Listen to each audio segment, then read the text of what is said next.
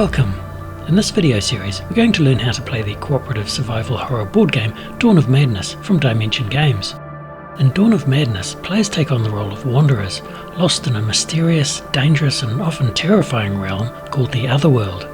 I'll start by pointing out the obvious, that this game is about as far from a dry Euro as you can get. Dawn of Madness is not just a horror game, but also an incredible experience in immersive narrative, intrigue, exploration, atmosphere, emotion, world building and much more. You'll gradually discover more and more about the surreal Otherworld, your character's past, and even the deepest recesses of your character's psyche. And your choices and experiences will guide the story towards one of multiple endings. And almost none of that is going to be portrayed in these videos. My focus here is to equip you with an understanding of the core gameplay mechanics so that you can explore this amazing world for yourself. So while the game itself may be frightening and unsettling, these videos will be about as scary as a basket of kittens.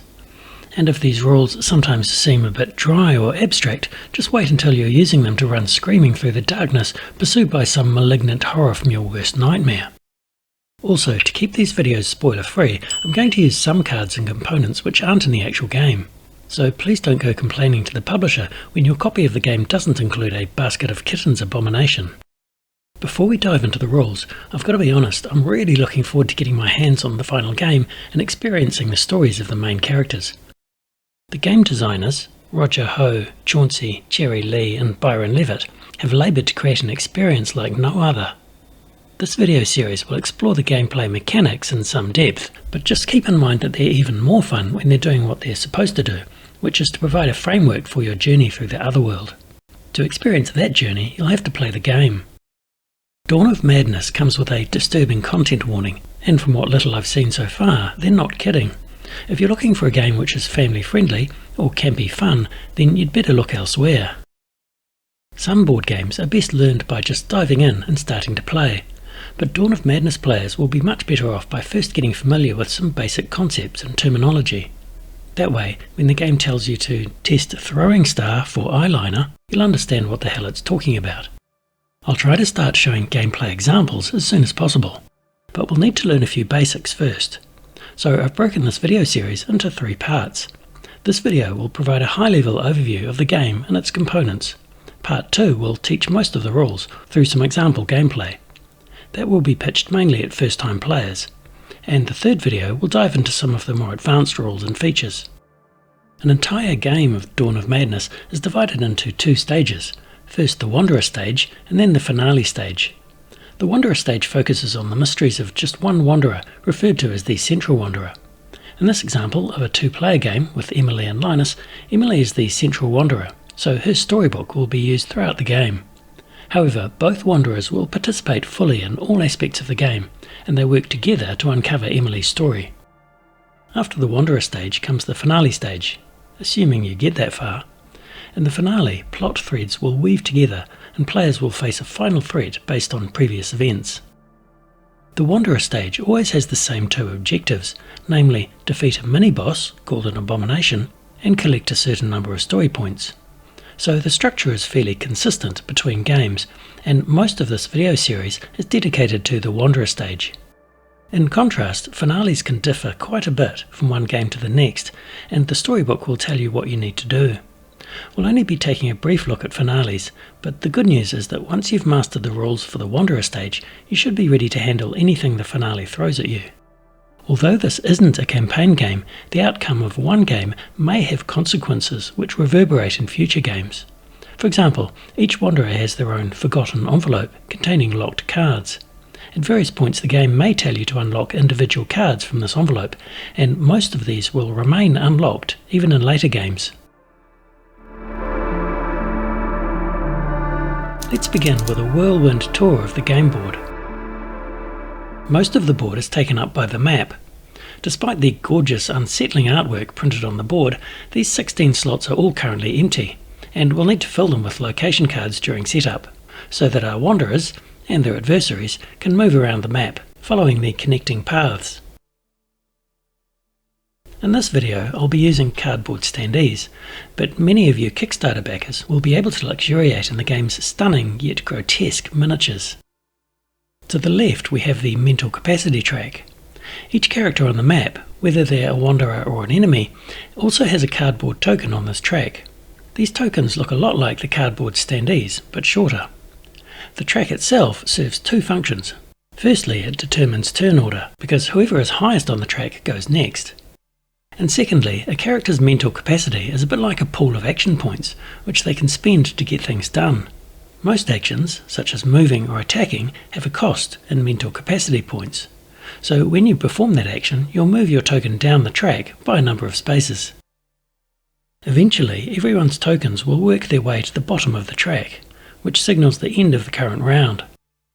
And speaking of rounds, there's a round track running along the bottom of the board. You'll fill this with tokens at the start of the game. These tokens display storybook entry numbers, which trigger a story event at the start of each round. And at the end of each round, you'll flip the token face down. These four circles of numbers, running down the right side of the board, are the ending score track. At the start of the game, they'll be set to 0, and as you play, the game will occasionally tell you to increase them, based on story events and player choices. When a tracker reaches 10, just move the token into the centre and use a new token for values above 10. As the name suggests, these trackers will influence how the finale unfolds, but until you get there, you might not know exactly what they represent. In any case, increasing these trackers is a good thing, because reaching a total of 40 points or more across all four trackers is a prerequisite to reaching the finale stage. And that's the game board, in a nutshell. Trust me, we'll be seeing a lot more of it soon. I think it would be good to look at the Wanderers next, but before we can make sense of their dashboards, we need to introduce a couple of essential terms, namely sentience and domains. Understanding these will give you a foundation for understanding most of the game's mechanics. First up we have sentience. There are 5 types of sentience, represented by red, yellow, blue, green and purple. In fact, the term sentience is almost synonymous with colour.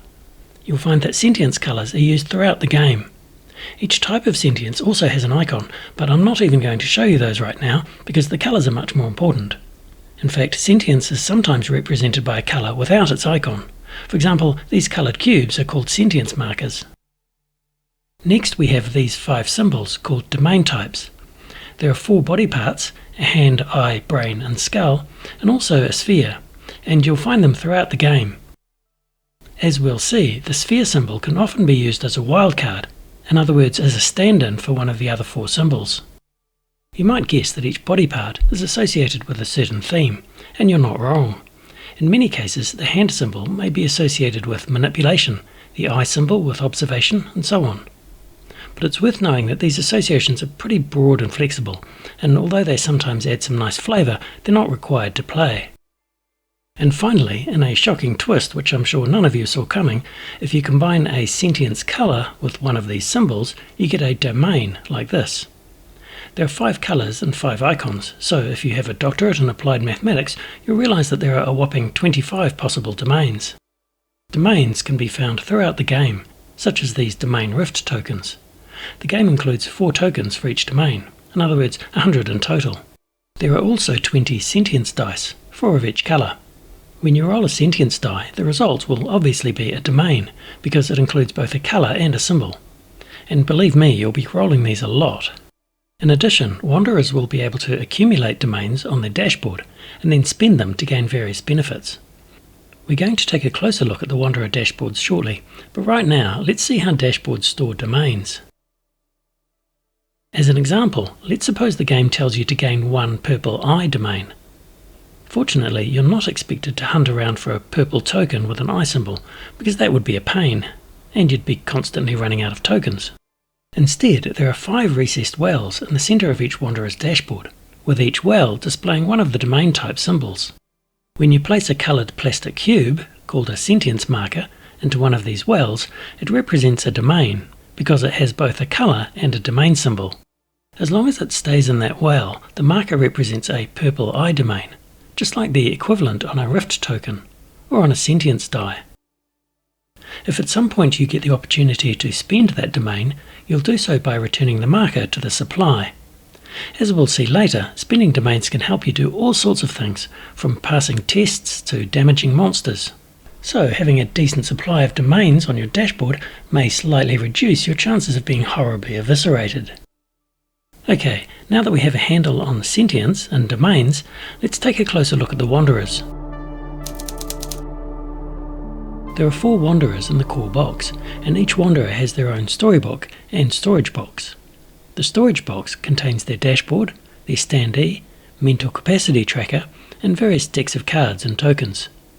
Each storage box also contains 2 or 3 final bosses and a forgotten envelope containing a number of locked-in secret cards. Let's take a closer look at the wanderer dashboards. We've already met the large domain type symbols, and we've seen how those wells can hold sentient markers.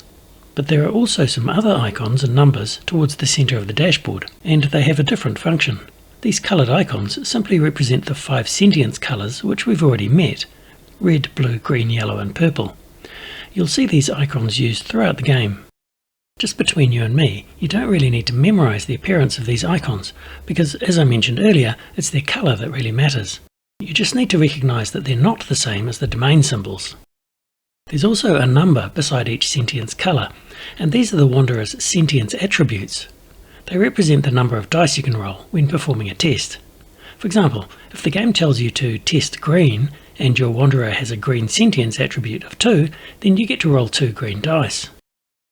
In fact, the numbers printed on the dashboard are just the starting values, and they're almost guaranteed to change over the course of the game. For convenience, there's a pad of sentience sheets on which you can record your wanderer's current attributes. For example, I might record Emily's starting attributes, then update them when she acquires this card, which adds 1 to her red attribute and subtracts 1 from purple. And if some ravenous beast rips that card out of her hands and swallows it, then she'll need to take a momentary break from screaming to update the sentience sheet again. Returning to the dashboard, we have the wanderer's name and a unique wanderer icon. And beneath that is their health and their mental capacity. When your wanderer takes damage, you'll place damage tokens on their dashboard. And if you manage to heal or restore health, you'll remove tokens. If a wanderer accumulates enough damage to equal or exceed their maximum health, you might expect them to die. And you'd be right. But if you expect the game to end there, you'd be dead wrong. If you think that a simple thing like dying is enough to release you from this hellscape, then I'm afraid you boarded the wrong train. Dying in the Otherworld will have consequences so fantastically macabre and unhinged that I'm almost sorry to spoil the surprise, except that they do involve some gameplay mechanics which you definitely need to know. So I'll return to the topic of death and dying later. The mental capacity attribute, printed on the dashboard, serves as both a starting position on the mental capacity track and also a maximum. For example, Emily has a mental capacity of 7, so unless you're told otherwise, she can't go above that on the track. And that's the Wanderer dashboards in a nutshell. As you wander the Otherworld, you'll encounter a variety of frightening and dangerous entities. Just like the Wanderers, each monster has a standee, or miniature, which will slither or crawl around the map, and a token on the mental capacity track to trigger its activation. And it will have a large card describing its behaviour. For the most part, we'll learn about these while playing the game, but let's just take a quick look at the types of monsters you'll encounter. First up, we have the Abomination. This is essentially the boss that you'll need to defeat during the Wanderer stage. The Abomination appears on the board right from the start, and as you'd expect, it's no pushover. Defeating the Abomination is one of the 2 objectives you'll need to complete in order to finish the Wanderer stage and progress to the finale. There are 8 Abominations in the core box, 2 of each family, and at the start of the game you'll get to choose which one you want to face. They're not tied to specific Wanderers, so you'll get a lot of replayability from mixing and matching different Abominations and Wanderers. Like every other monster, the Abomination has a large card describing its behaviours. But unlike other monsters, the Abomination also has a deck of confrontation cards, which is a bit like an AI deck. This deck gets shuffled during setup, and you'll periodically draw a new card, which means the Abomination's behaviour will be somewhat unpredictable. On the other hand, the currently active confrontation card is always face up, so you'll usually have some idea of what it's going to do next. It should come as no surprise that the best kind of Abomination is a dead one. But unfortunately, attacking an Abomination isn't as simple as just swinging a +1 broadsword. Due to the shifting amorphous nature of the Otherworld, the Abominations are in a constant state of flux, and their vulnerability to your attacks will change. If you want to inflict any damage at all, you'll need to consult the Active Confrontation card. As well as controlling the Abomination's behaviour, it will tell you what your Wanderer needs to do to successfully attack it. Okay, that's more than enough about Abominations. The next type of monster is the Terror. These are basically your everyday, ordinary, traumatizing, horrific monstrosities. Fortunately, they aren't nearly as indestructible as the Abomination, but on the other hand you will have to face more than one of them. When setting up the game, there are no terrors on the board, thankfully, but the game will tell you when to add them. Some terrors are associated with a specific Wanderer, while others are more generic. Next we have Malformations. If your Wanderer is killed during the Wanderer stage, they'll respawn up to 3 times, and in the following round you'll continue playing. But their death also spawns a twisted version of their former self. The rulebook describes it best. The Malformations are distorted, monstrous, alternate forms of yourself. Made from the darkest fragments of your consciousness by the ethereal Otherworld, they are your deepest sins and blackest cesspools made flesh. The parts of yourself you always pretended didn't exist, made undeniably real. They pose an immense danger to the Wanderers, corrupting their strengths while perverting their intentions and hopes. I'm not going to make a habit out of reading the rulebook, but I think it was worth it because it also captures a bit of the vibe and chilling atmosphere of this game, which, let's face it, I haven't been doing in this video. Every Wanderer has 3 Malformations, each more horrific and disturbing than the last. So yeah, try not to die. In terms of game mechanics, Malformations are essentially the same as Terrors, just follow the behaviours described on their card. The fourth and final type of monster you'll face is called a final boss. These only appear in the finale stage and only when instructed. They're very much tied to the central Wanderer story, and they're quite spoilery, so we won't be looking at those in these videos. Now that I've introduced the various types of monsters, I'm tempted to introduce sentience tests, which are a fundamental gameplay mechanism using the sentience dice. But I also want to get into some gameplay as soon as possible, so we'll just have to learn about those tests as we play.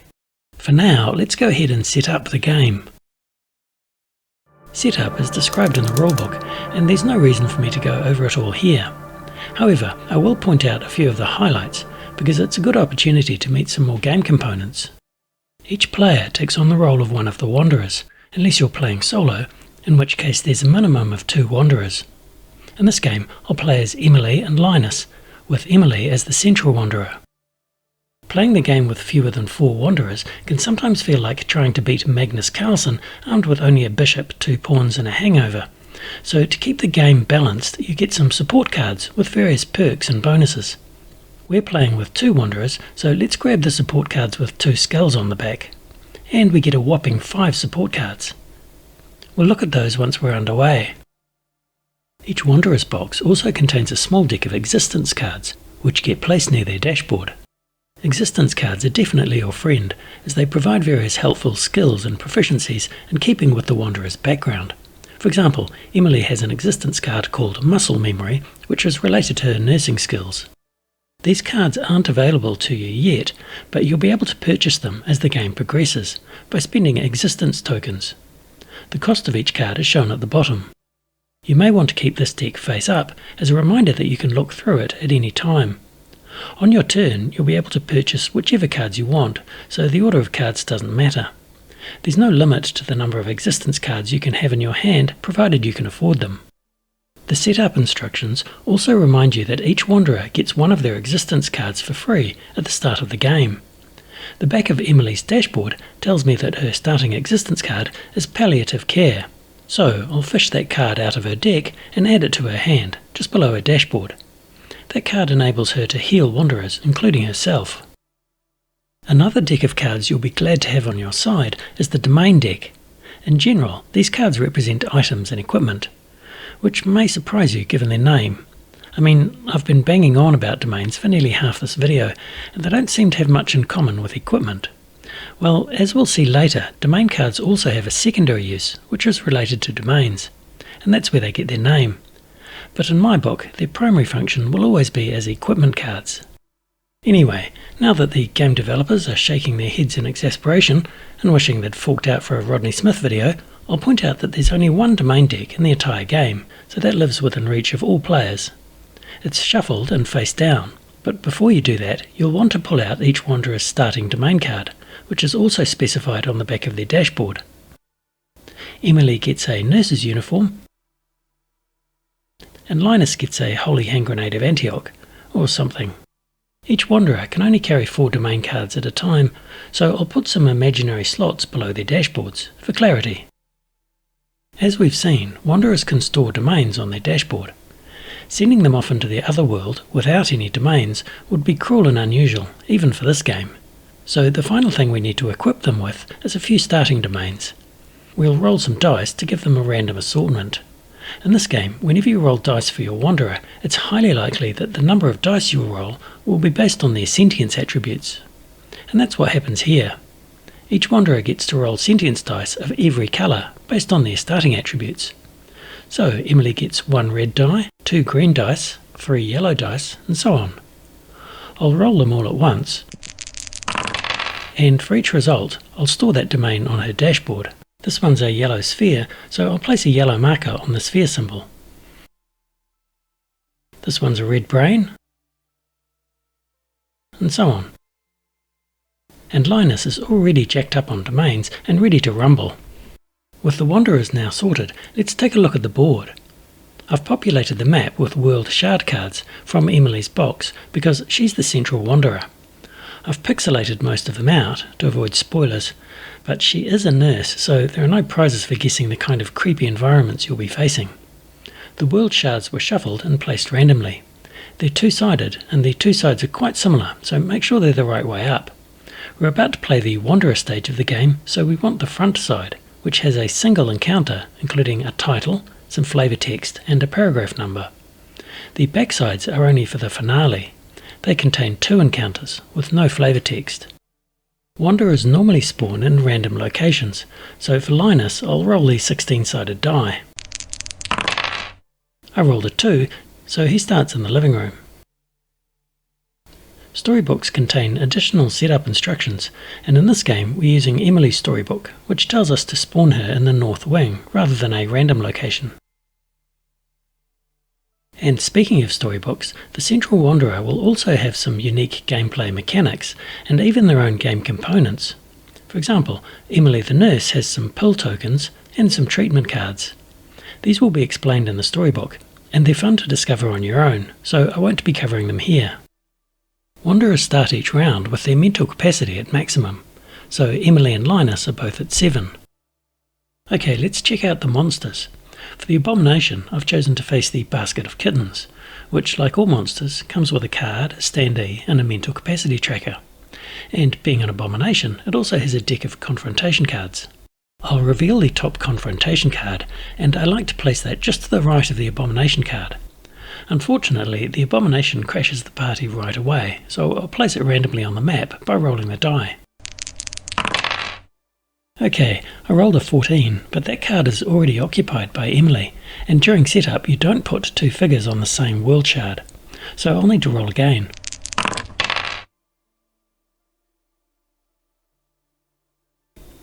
The kittens have a worryingly high mental capacity, but never mind, I'm sure everything will be just fine. I mean, what's the worst that could happen? There's one more thing about Abominations which I should mention.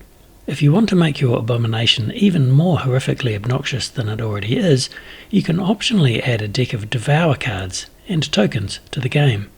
Fortunately, they are optional, a bit like a game expansion really, and because I'm such a wuss, I'll be playing without them.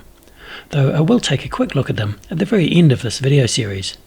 Fortunately, there are no terrors on the board yet. Those will spawn during the game, from these 2 terror decks beside the board. The bottom deck contains just 3 terror cards associated with the Central Wanderer, in this case Emily.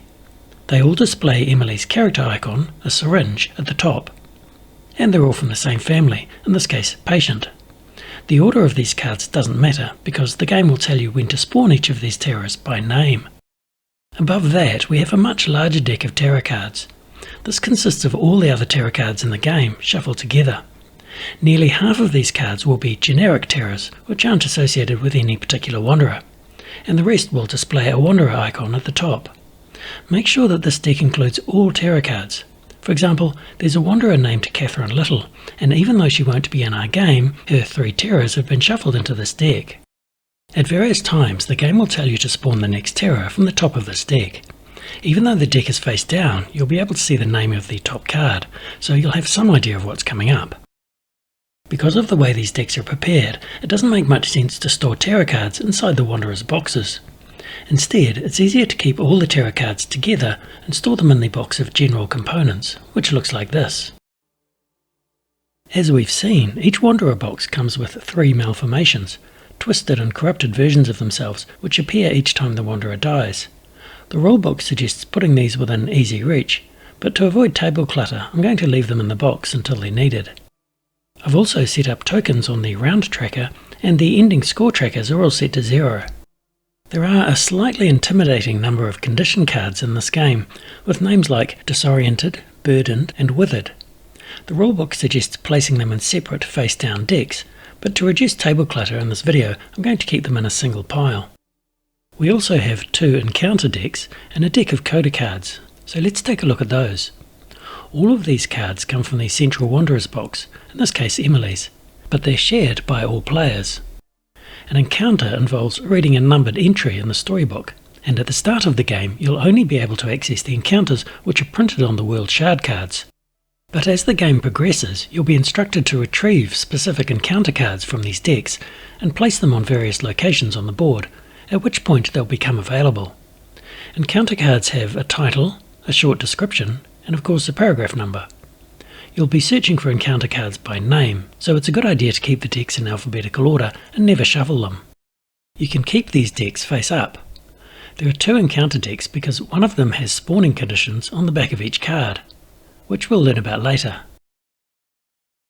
There's also a face-up deck of Coda Cards from the Central Wanderers box.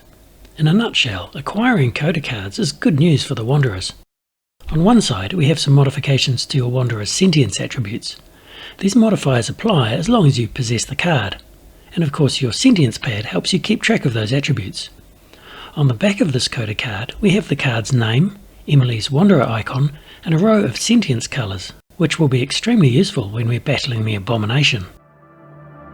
And with that, the Wanderer stage is all set up and ready to go. We're finally ready to kick off the game. I hope you'll join me in part 2 of this series to find out how Emily and Linus fare in the Otherworld. See you there!